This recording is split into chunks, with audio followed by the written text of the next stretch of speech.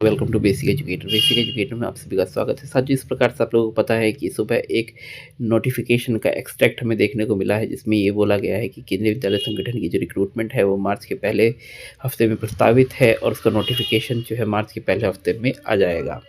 तो अब उसके बारे में बात ये है कि उसकी प्रामाणिकता अभी सिद्ध नहीं हो पाई है, बट हमें बिल्कुल भी अब लापरवाही में नहीं रहना चाहिए और जो तैयारी है वो हमें लगातार करते रहनी चाहिए, क्योंकि अगर उसमें सत्यता है तो आपको बिल्कुल भी समय नहीं मिलने वाला है। ये समझ लीजिए कि मिड जून टू लास्ट जून आपका एग्ज़ाम हर हाल में हो जाना है, अगर आपका नोटिफिकेशन अप्रैल के फर्स्ट वीक में आ रहा है तो। अब बात ये उठती है कि साथियों की अगर हम तैयारी तो कर रहे हैं, बट उसमें सबसे बड़ा मोटिवेशन होता है कि कितने पदों पर भर्ती आने वाली है। तो अभी यूट्यूब पर बहुत ज़्यादा फर्जी न्यूज़ है कि जो केवीएस में जो रिक्रूटमेंट रूल्स आए थे, रिवाइज रिक्रूटमेंट रूल्स, उसमें जो सैंक्शन पोस्ट थी उसी को अलग अलग यूट्यूबर्स ने वैकेंट पोस्ट बताकर उसमें एक फेक न्यूज़ इस तरीके से फैला दी है। लोगों को लग रहा है कि हज़ारों की संख्या में वो वैकेंसीज़ है, क्या है। तो एक्चुअली में वो वैकेंसी नहीं थी, वो थी सैंक्शन पोस्ट। और ये बहुत बड़ी अफ़वाह जो है यूट्यूब पर फैल गई है कि जो सेक्शन पोस्ट जो उसमें लिखे हुए हैं नंबर्स, वो वैकेंट पोस्ट है। उसका मैं एक एग्जांपल देना चाहूँगा। जैसे आप स्क्रीन पर देख पा रहे हैं कि यहाँ पे जो नंबर ऑफ पोस्ट दी हुई है, TGT Hindi 2284, TGT Sanskrit 1503, TGT English 2767। तो ये पोस्ट बहुत सारे यूट्यूबर्स ने ये बता दिया कि ये वैकेंट पोस्ट है। साथ ही ये वैकेंट पोस्ट नहीं है, ये जो पोस्ट है ये आपकी सैंक्शन पोस्ट है। तो इसके अगेंस्ट कितने टीचर ऑलरेडी वर्क कर रहे हैं, वो टीचर इसमें से माइनस होने के बाद हमको पता चलेगा कितनी वैकेंट पोस्ट केवीएस के पास अवेलेबल है। तो ये सैंक्शन पोस्ट है, वैकेंट पोस्ट नहीं है। तो सबसे पहले तो ये अफ़वाह से आप बाहर निकलिए। दूसरी बात, कितनी सीटों पर भर्तियाँ होने वाली हैं, तो उसके बारे में हम डिटेल में इस वीडियो में बात करेंगे, तो आप बने रहिए वीडियो के अंत तक। और हर एक पोस्ट पर कितने पदों पर भर्ती आएगी उस पर हम वीडियो में बात करेंगे। तो साथियों, इस प्रकार से आपका जो केवीएस की रिक्रूटमेंट है उस समय जो पदों का विवरण है कुछ इस प्रकार से है। सबसे पहले कॉलम में हमारा पोस्ट है, दूसरे में हमारी सैंक्शन पोस्ट है जो कि रिवाइज रिक्रूटमेंट रूल्स में दी गई है। इन पोजीशन जो वर्तमान में केवीएस में वर्क कर रहे हैं टीचर्स, इसमें 2-4 पोस्ट ऊपर नीचे हो सकती है इन पोजीशन में। बाकी इससे ज़्यादा वेरिएशन नहीं होगा। 4-5 पोस्ट इधर-उधर हो जाती है, लोग रेजिग्नेशन दे देते हैं या कई स्टेट वगैरह में हो जाते हैं, चले जाते हैं। बाकी इससे ज़्यादा वेरिएशन नहीं होगा। तो सैंक्शन पोस्ट में से इन पोजीशन पोस्ट को माइनस करने के बाद जो है वो हमारी वैकेंट पोस्ट आती है। फिर उसके बाद बात ये होती है साथियों कि जितनी वैकेंट पोस्ट है, ये नहीं कि सभी वैकेंट पोस्ट पे डायरेक्ट रिक्रूटमेंट होता है।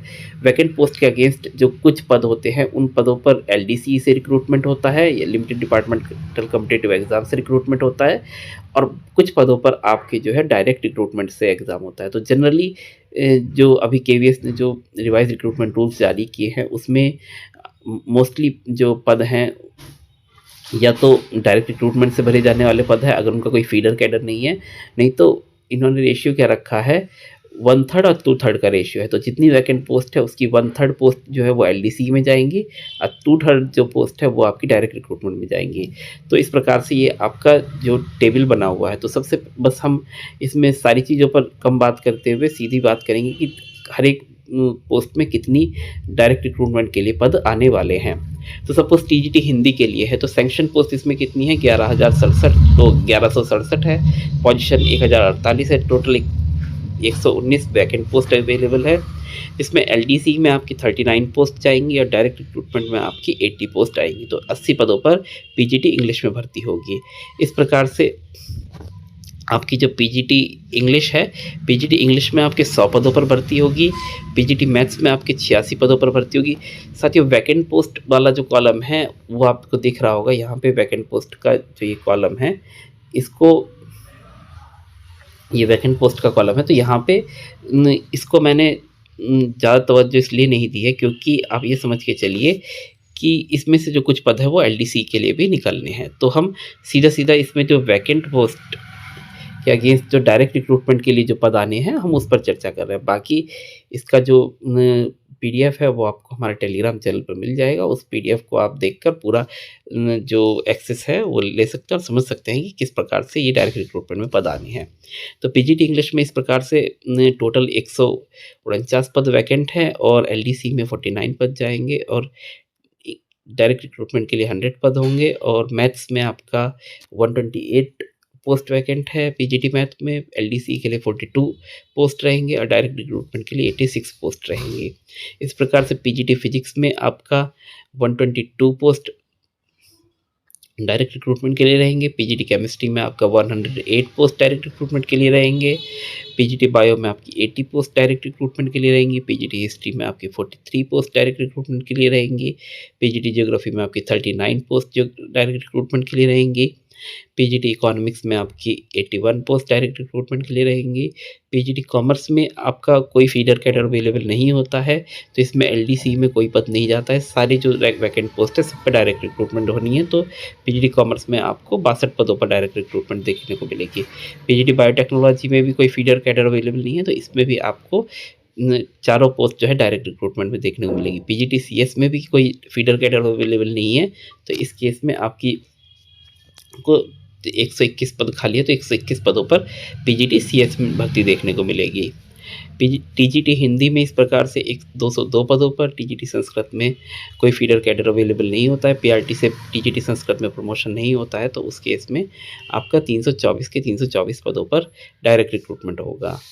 टीजीटी इंग्लिश में 267 पदों पर, टीजीटी मैथ में 297 पदों पर, टीजीटी साइंस में 187 पदों पर, टीजीटी एसएसटी में 253 पदों पर, टीजीटी आर्ट में 77 पदों पर, टीजीटी डब्ल्यूई में 140 पदों पर। देखिए, ये टीजीटी आर्ट के बाद कोई भी फीडर कैडर अवेलेबल नहीं है, तो इसमें एलडीसी में कोई भी पद नहीं जाएगा, सभी पद जो है डायरेक्ट रिक्रूटमेंट से भरे जाएंगे। तो TGT WE 140, TGT PHE 177, librarian में आपका 49 पदों पर, स्पेशल एजुकेटर में अभी सभी पद खाली हैं, तो 493 पदों पर, पीआरटी म्यूज़िक में आपका 81 पदों पर, और पीआरटी में आपका 1169 पदों पर। इस प्रकार से पीआरटी में आपके 1169 पद, पीआरटी स्पेशल एजुकेटर में आपके 494 पदों पर भर्ती होगी। इस प्रकार से टोटल आपके 5036 पदों पर इसमें इस बार रिक्रूटमेंट देखने को मिलेगा।